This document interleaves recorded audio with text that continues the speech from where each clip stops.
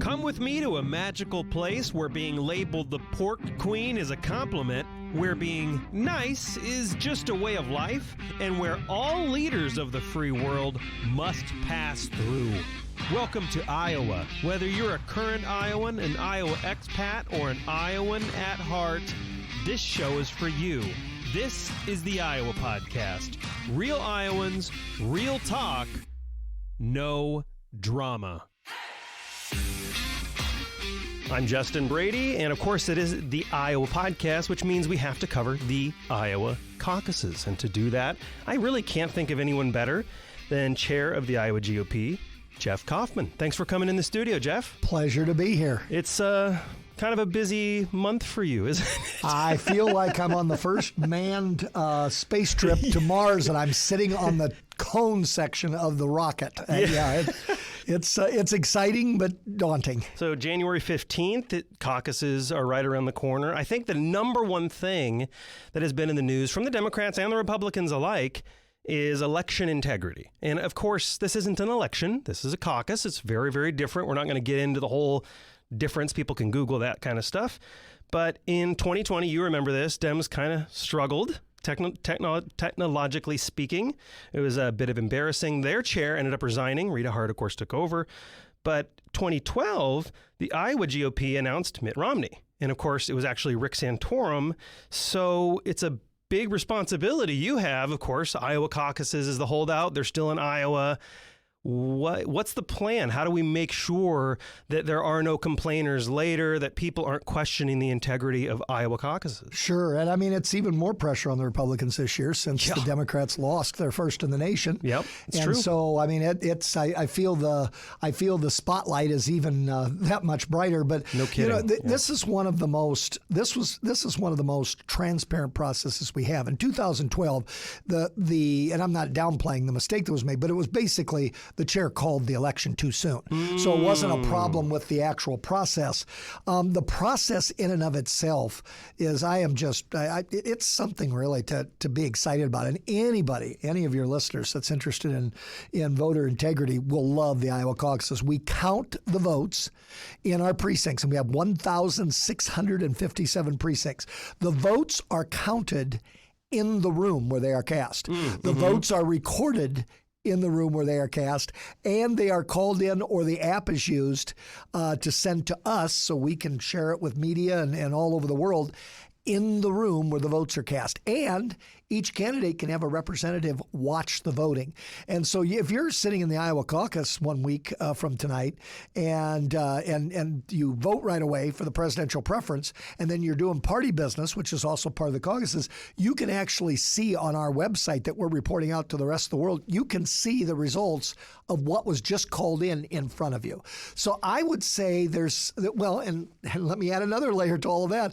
All of those results are kept in paper copy, and those paper copies are delivered to the party, and they are audited within 48 hours. Got it. So it is. There's really no way to game the system. People can have a tremendous amount of confidence, and even with the Democrats in 2020, it was an app problem. Right. That's not true. Not necessarily the process problem. That's true. And I will give the Iowa Democrats a shout out because we had Laura Bellin on here. She's the progressive voice, one of the progressive journals, Bleeding Heartland. And she was like, the Iowa Democrats were fine. And then the National Democrat Committee got involved. And that's when things kind of got a lot of pressure on the Iowa Democrats. So from my knowledge, I don't have insider knowledge, Jeff, but from my knowledge, it wasn't really an Iowa Democrat thing. It was more of a national thing where they got their fingers involved. Well, I mean, I would be even stronger than that. I think the DNC thrust an app upon them before they had time to train.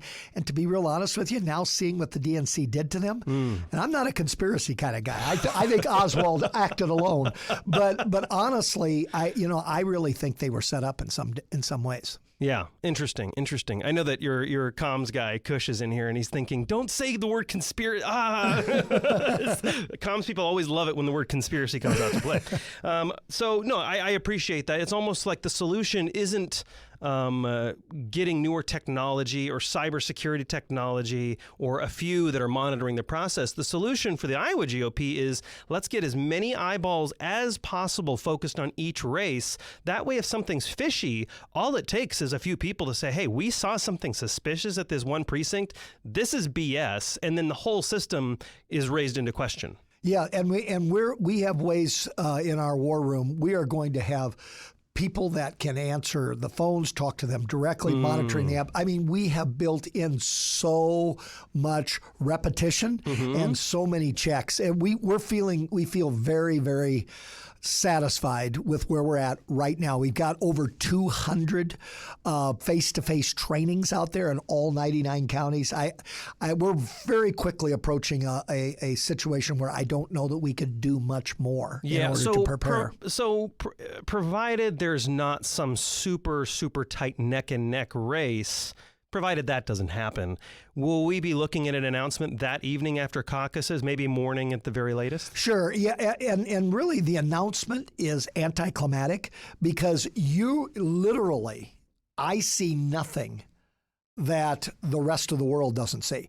So, when I go out on the stage, it's sometimes not to make an announcement because it's already obvious. It's basically to rubber stamp it. Yeah, stamp. And also to be honest, just let everybody know that this worked very, very well. Thank all of the candidates, that kind of thing. Yeah. Because the ultimate people that make the call, unless it's an extremely tight race, are essentially the people that are watching the results come in. We've set it up like that, so it kind of takes the drama away from me. Sure.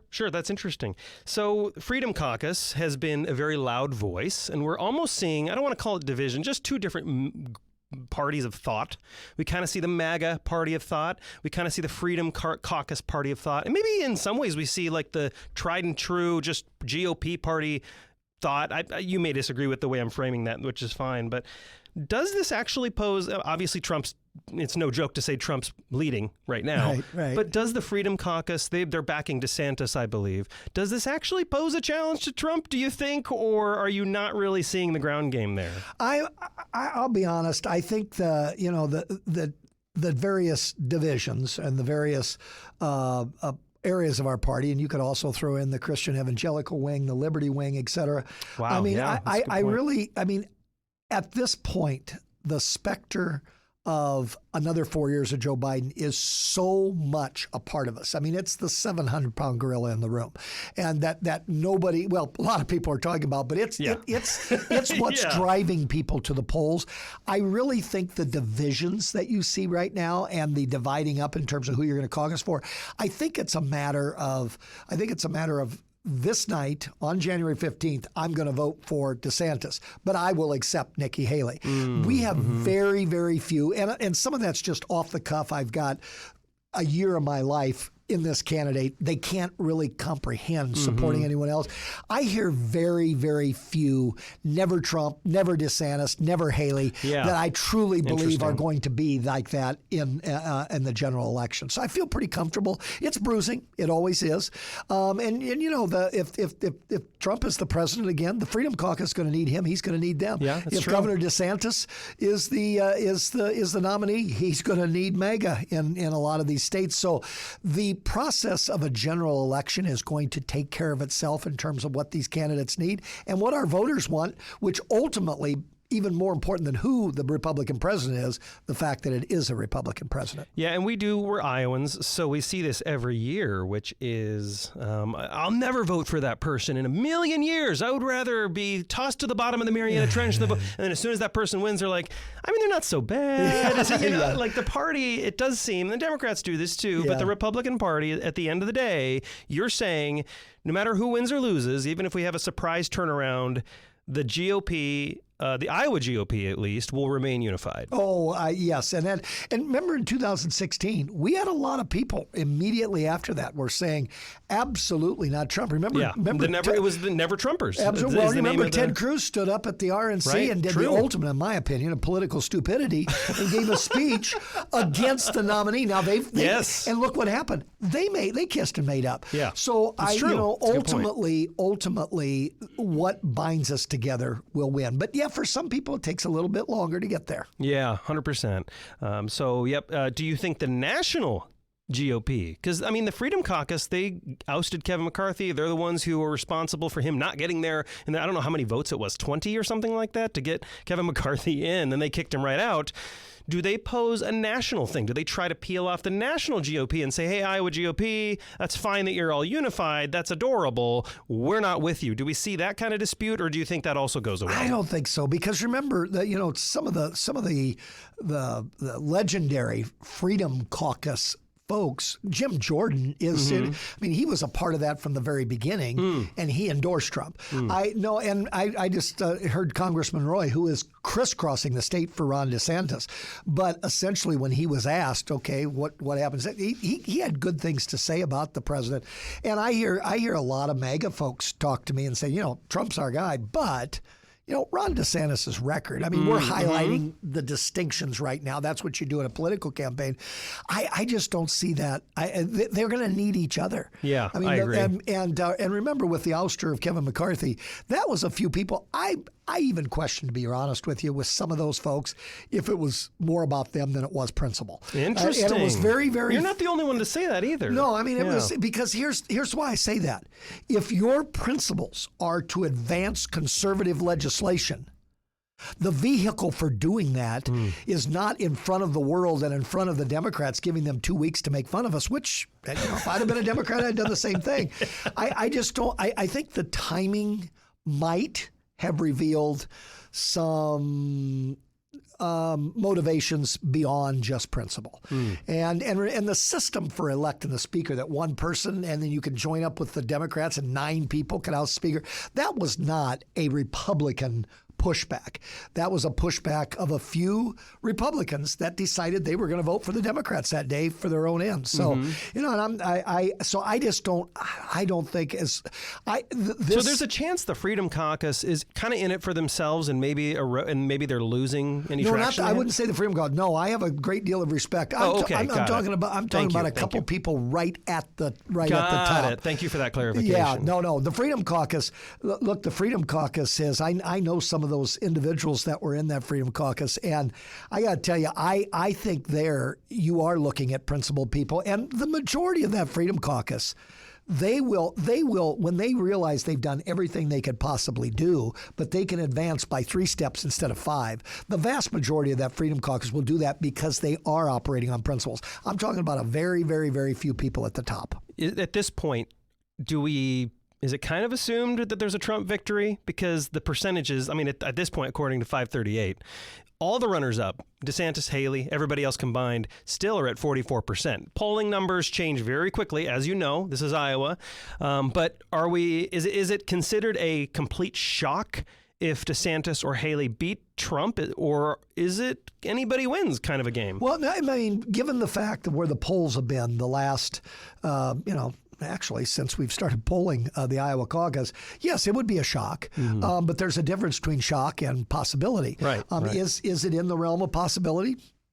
Possibly. Not to be redundant. Yeah. But, it's a daunting, it would be a daunting task. But as I've mentioned to several people, in the Iowa caucuses, there are multiple tickets out of Iowa. So, people are going to be looking at spread. The record for winning spread in a contested primary has been 12%. So you can reframe that saying if Trump does win, does he get over 12%? What about second and third? And then the other thing I always mention, I was just saw Asa Hutchinson in a crowd. Ryan Binkley's been traveling everywhere. Do they have a chance to win? No. But if one of those candidates that are polling at 1-2%, and they end up getting 10%, they could claim a momentum victory too. So there's a lot of drama that night besides just who does win, which at this point, the polling is indicating who will. But boy, I've learned one thing in this game of caucus, because it's harder to poll caucus because it is an organizational feat as much as a popularity contest. I would never say never.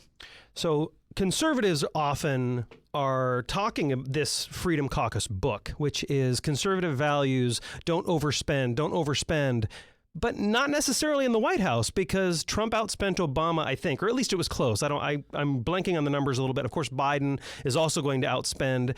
And so you have both parties kind of unified, sadly, on just spend more.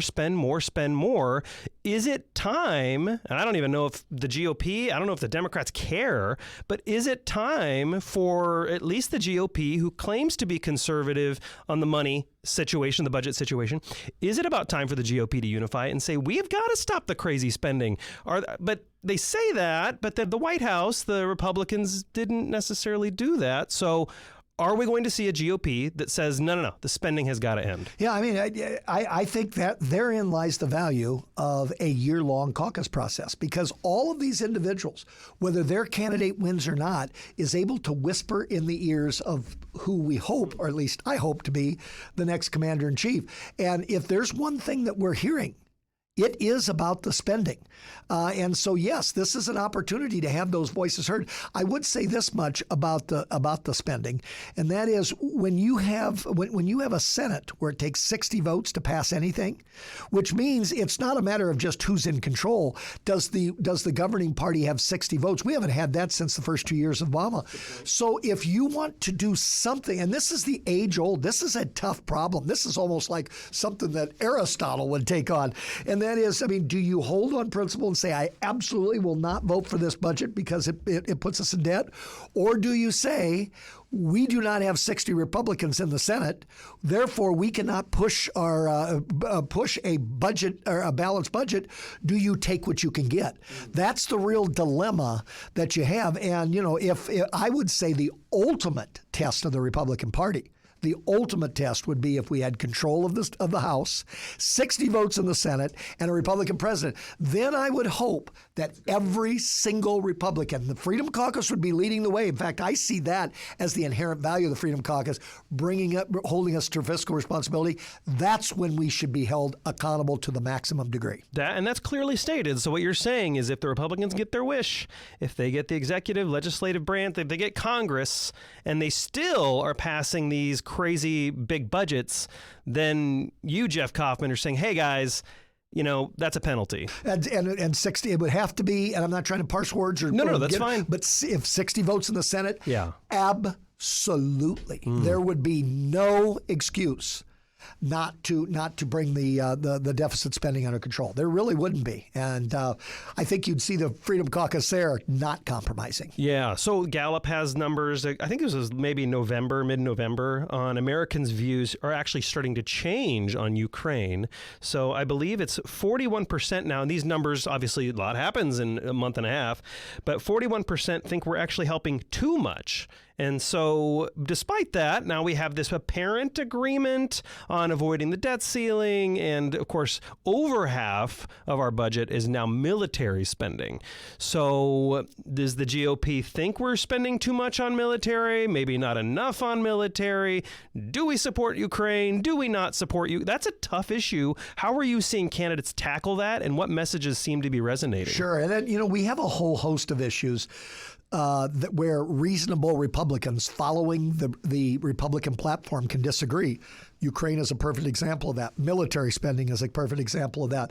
Sometimes the disagreement is within the minutia, although important minutia and details of a bill. Sometimes it's the overall policy. Do we support Ukraine or do we not? And I think you see what our candidates are doing, and I think our voters appreciate it. You know, you see Vivek saying no. We see Nikki Haley say yes. And the thing about Iowa voters, we don't tend to be all or nothing. So, for example, if you remember in 2016, Ted Cruz came out essentially against ethanol. In fact, to be honest with you, in Washington, D.C., ethanol doesn't have really a bigger enemy than Ted Cruz. But yet he won the Iowa caucus because people saw 90% agreement on other issues. That and he also had a great organizational game.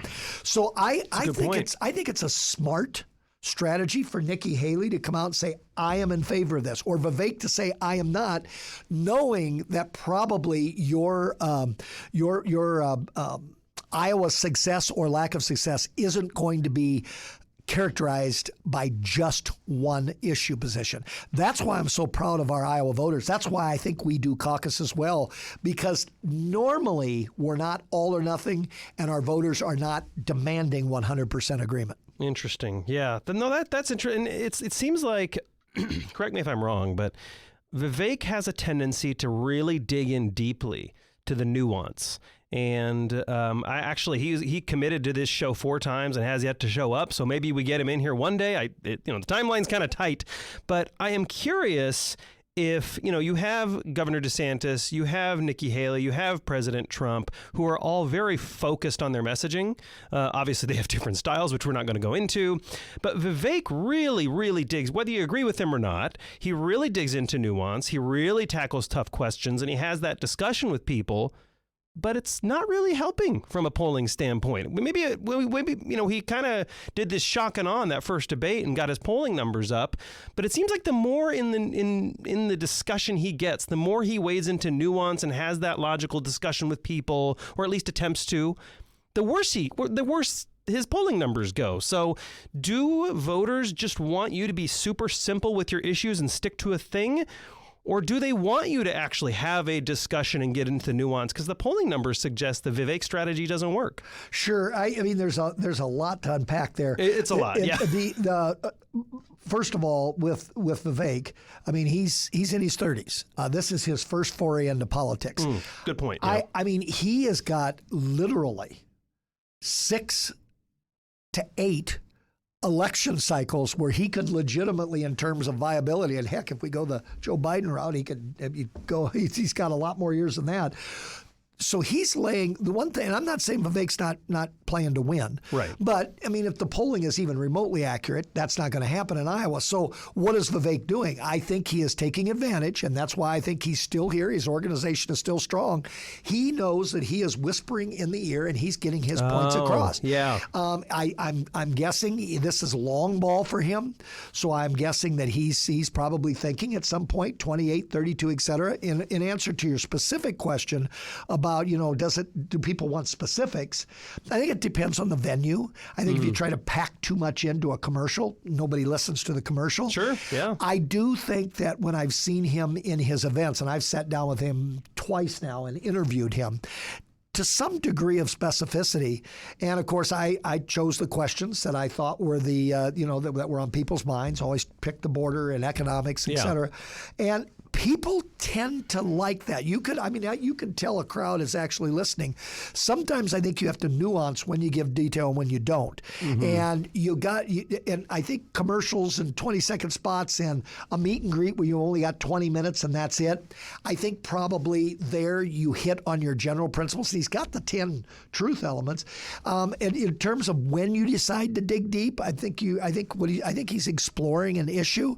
He's explored issues of the role of the RNC. He's explored issues of the pipeline, et cetera. Those are both issues on which reasonable Republicans can disagree. And so I think he's testing things too. Yeah. But just because his polling numbers are not going up does not mean that he isn't contributing to the overall discussion at the most important time, and that's right at the beginning. So I think if Vivek ends up not getting the nomination and steps out, he will have helped this process. And the same with everybody else. That's what's the beauty of the caucuses is we actually get to impact all these individuals first. Yeah, it's true. It is true. Iowans are very, very good, and it seems like Republicans and Democrats both agree on this, but Iowans are very, very good at shaping the national conversation, and this is our opportunity to do it. And I generally think there is a idea out there that dumb Iowans, dumb farming Iowans, what do they know? And then Iowans every caucus time come out with these very nuanced, incredible questions, and the national media is kind of like, whoa, what now? Yep. What? And so it's always funny when I travel anywhere and people are like, wait a minute, you guys just talk about politics in Iowa? I was like, yeah, pretty much. If someone you disagree with in a coffee shop, you might strike up a conversation and talk to them about it. It's like shocking to most people, the ability Iowans have to really cut through the minutia and ask those really difficult questions. Absolutely. Real quick comment. Is the common consensus, at least in the non-Vivek party, that he's basically running for a Trump cabinet position? Because I'm even hearing him run ads now that are saying, like, what has been done to Trump is wrong. And I'm like, dude, what are you running for president or are you running for a cabinet position? Sure. And in terms of Trump being taken off the ballot, remember DeSantis and Haley also made very strong statements that was wrong. I'm not going to look into Vivek's heart. I will say this much. He is, by anybody's anybody's standard, a very outside the box successful entrepreneur. I really think, sure, maybe he is looking to get more involved in politics, but maybe he's been very, very successful. I think with his passion, having sat, this close to him and interviewed him, I think there's an element that I've made it. The American dream for me has come true. I'm going to try to make an impact. And as of anything, it's probably a mixture of both. I think he's been a good addition to the party. I'll be honest. I wish Chris Christie would have been here. The only criticism, that's weird, isn't it? Yeah. Why on earth did he avoid Iowa? Well, as much as he did?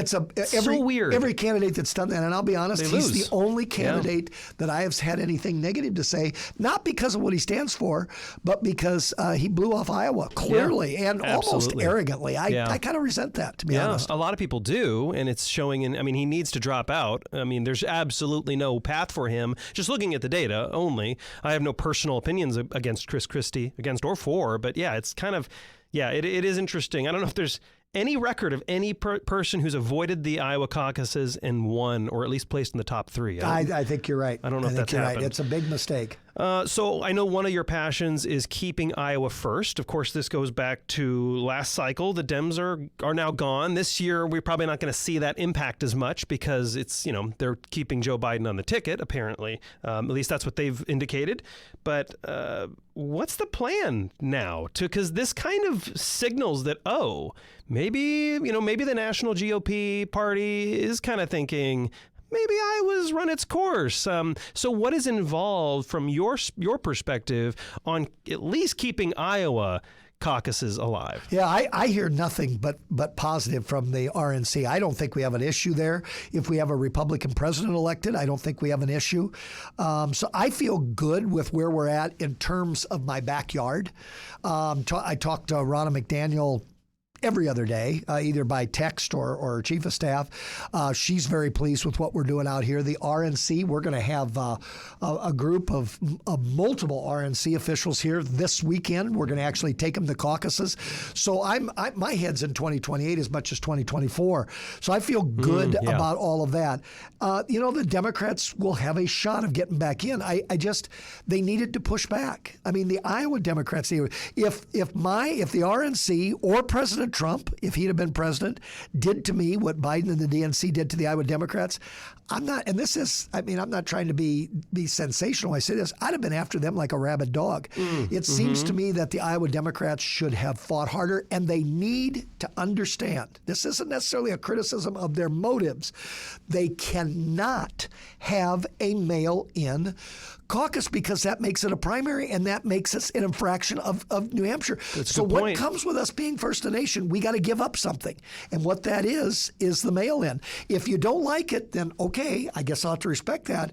But boy, oh boy, is that hard on our state. That's a good point. I think that people miss that. It's not just a matter of the mail-in thing. It's a matter of that changes the whole process. Caucuses are where you have the open discussion, the open debate, the transparency. You debate each other, and then you vote, right? But primaries are different. So it's not a matter of which one is right or which one is wrong. Absolutely. It's a matter of if you make that change, now you're in conflict with New Hampshire, and that obviously doesn't work either. Because New Hampshire and Iowa both have laws that prop up the First in the Nation caucus and First in the Nation primary. That's right. And therein lies the issue. There's the rub. That the Democrats are going to have to pick first in the nation or mail-in. Literally for 2028, that's their decision. It sounds like you think, based on those words, please, Jeff, push back if I'm wrong. It sounds like you think there's hope it comes back. I think so. And there may be a little bit of a clue that Democrats are still testing the waters because Vice President Harris has been here two times, I think. Maybe more. I think it's 2 times. In 2023, which, obviously there are penalties that the Democrats have if you campaign in Iowa, but it kind of, just in my opinion, it kind of looks like campaigning. So you think there's a chance the Democrats come back? If they play it right, and the Iowa, it starts now. Believe me, we're not first in the nation right now because it just happened. We're first in the nation because I started working on it in 2021. So and I wish them good luck on that. Yeah, me too, because it's a huge driver for Iowa, and if we shape politics in both parties, we shape politics for the whole country. Iowa goes first. We don't necessarily pick the president, but we definitely changed the narrative, and we definitely aim this. There have been so many times, more than I can count, where the national spotlight was on a particular topic, and then one Iowan asks one question, and the entire spotlight of the campaign changes in 24 hours. Yep. And Iowans are very, very good at this. We have yet to see if South Carolina natives are good at this. I imagine they will be eventually, but Iowans are used to it. Yep. Have you seen decreased media interest this year, or it's still too early to tell? I still see Bloomberg setting up their headquarters downtown. Yeah, I still see stuff. We're still seeing it. I mean, I think we're still seeing very, very robust interest. I'm doing the same amount of interviews I did in 20 and 16. Really? Okay. Just walked out of a press gaggle, and actually there were more there than I don't think I remember any from 2020 that big. So yes, I'm seeing it. We're still going to have our media center. I think the eyes of the nation. Yeah, I think we're still good. I think it'd even be more if the Democrats were with us on this one. Yeah, and sure. But and let's face it, next year, in 4 years, we know that the Democrats are going to have a new candidate. If Joe Biden wins, he's term limited out. If he doesn't, he's not going to run at 86. And then on the Republican side, if Donald Trump wins, if he ends up being successful in the primary and wins, he's going to be, he's term limited out, or, at that point, he's going to be 82. So the chances are very overwhelming that in 2028, there's going to be a new candidates in the Democratic Party and the Republican Party. What a wonderful time to reset everything. It's going to be a wild one, that's for sure. Absolutely. Well, we want to be first in the nation for that. Well, yeah, and I want that too, especially because that's great for our podcast. Absolutely. But we had Rita Hart in here, like I said, and this is the question I'll end on, about 4 months, something like that. And we asked her this question as well. So Arthur Brooks has incredible research, a really, really good dude. I've had him on another podcast, that 93% of the country hates how divided we are. And I asked Rita this, I'm going to ask you this, obviously you can't really, force anything nationally, but as the chair of the Iowa GOP, is it your responsibility to make sure that the dehumanizing attacks and personal attacks are ended? I would say to be real honest, my primary responsibility as the chairman of the Republican Party is to win elections and to make sure that the winners of our primaries that we stay out of, the winners of our primaries, are successful in the general election. That's first and foremost. We're more of a procedural type of situation as opposed to a legislative.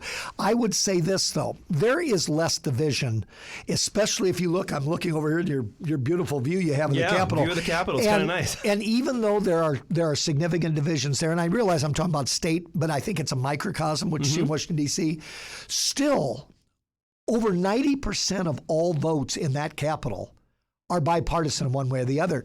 So I do think that there is divisiveness, and certainly in primaries and caucuses, we create our own divisiveness. But I also think that it's more fun sometimes for journalists to write about the one issue they disagreed on as opposed to the 10 that they passed unanimously over there. So I also think there are some moments of bipartisan relationship. I text my former Democratic colleagues, I still got about 3 or 4 over there, regularly. And there's an element of trust where I'm sure neither of us would want our text to, they could be taken out of context. So I think there's more going on than not. I do believe, though, that in terms of the tone, more important for the candidates, especially, and that's another reason why Iowa's terrific, because we have more competitive legislative districts than gerrymandered jokes like Illinois, or I'll also hit the Republicans in Texas, where there are overwhelmingly things are set up Republican and Democrat. I think one of the challenges that really makes me upset in this country is people often can't delineate between strong disagreements and criticism and dehumanization, and those are very, very different.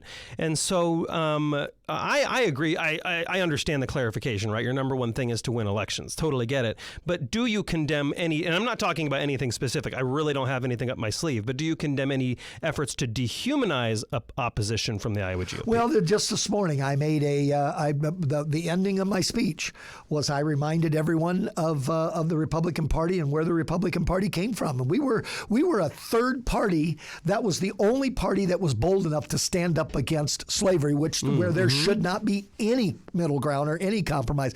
That was our roots. And so being bold and in that particular case, being bold and standing up for civil rights and civil liberties was exactly that was our birth. That was our genesis. So I think standing bold, but I think you can stand boldly and still recognize that the other side has legitimate viewpoints. I do it as a government professor. I am meticulously, strongly nonpartisan in the classroom. I mean, the kids don't even, unless they look at the internet, kids don't even know whether I'm Republican or Democrat. So some of that the lack of dehumanization starts in our educational systems, and we're certainly not seeing that in the Ivy League right now. So I think they need to also take the lead as opposed to the lawmakers that have to win elections. Jeff Kaufmann, chair of the Iowa GOP. Of course, the caucuses are January 15th. I know you are extremely busy right now, so thank you for coming on the Iowa podcast. I truly appreciate it. Oh, it was great. It was fun. I appreciate it. And to my fellow Iowans, Iowa expats, and Iowans at heart, thanks for listening and subscribing to the Iowa podcast.